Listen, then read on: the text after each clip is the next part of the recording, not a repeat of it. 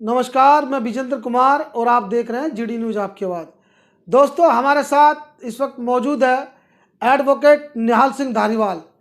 फिलहाल बड़ा मुद्दा आज ये है कि जो प्रॉपर्टी आईडी टैक्स है उसको लेकर दिक्कत आ रही है रजिस्ट्री कराने में, और ऐसे में ज़रूरी कर दिया सरकार ने। तो कितनी दिक्कत आ रही है ये जानने की कोशिश करेंगे निहाल सिंह धारीवाल से। सर, आपका स्वागत है जीडी न्यूज़ में। पहले तो मैं आपको और आपके दर्शकों को बधाई देता हूं, धन्यवाद। आपने इस ज्वलंत मुद्दे को बड़ी गहराई से उठाया है और आपने बहुत ज़्यादा इसकी गहराई तक जाके इस मुद्दे को गहनता से जांच करने के बाद आपने इसको उठाया है।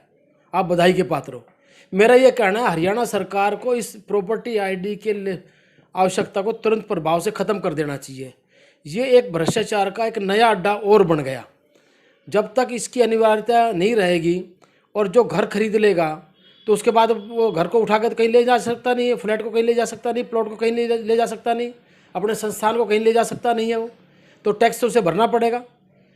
अगर इसकी अनिवार्यता ना रहे तो एक भ्रष्टाचार का अड्डा खत्म हो जाएगा। और जब कोई आदमी घर की रजिस्ट्री कराएगा तो अपना आप उसको टैक्स जाएगा, अपनी टीम सर्वे करे उसको टैक्स देगा।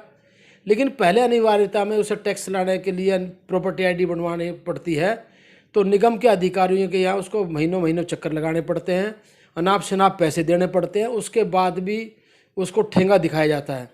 जिसकी सिफारिश हो वो जल्दी करा लेता है, बगैर सिफारिश वाला पैसे देने के बाद भी लोग ठगे जाते हैं।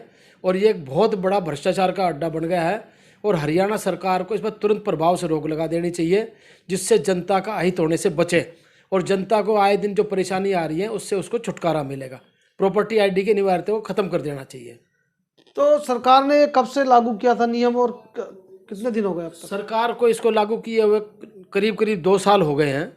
2 साल से ज़्यादा अनिवार्यता कर दी। पहले आप बगैर प्रॉपर्टी आईडी के वैकल्पिक तौर पर कर देते थे, लेकिन जब से इसकी अनिवार्यता बढ़ी है तो यहाँ रजिस्ट्री करने वालों के भी भाव बढ़ गए हैं और निगम के भी भाव बढ़ गए हैं। तो ये मेरी सरकार से अपील है, इसकी अनिवार्यता ख़त्म कर दी जाए तो परचेजर को भी और बेचने वाले को भी सहूलियत का सामना करना पड़ेगा और वो सरकार के प्रति अपनी इच्छा और अपना समर्थन जाहिर करेगा। मेरा इस आपके माध्यम से ये कहना है।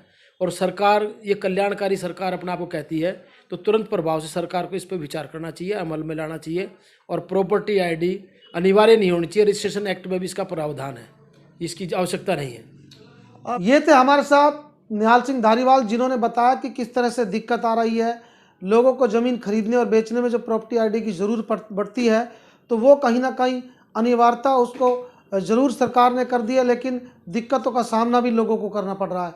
तो ऐसे में इनकी गुहार है कि सरकार इस अनिवार्यता को ख़त्म करे, जिससे कि समस्या का समाधान हो सके। गुरुग्राम से जीडी न्यूज़ के लिए विजेंद्र कुमार।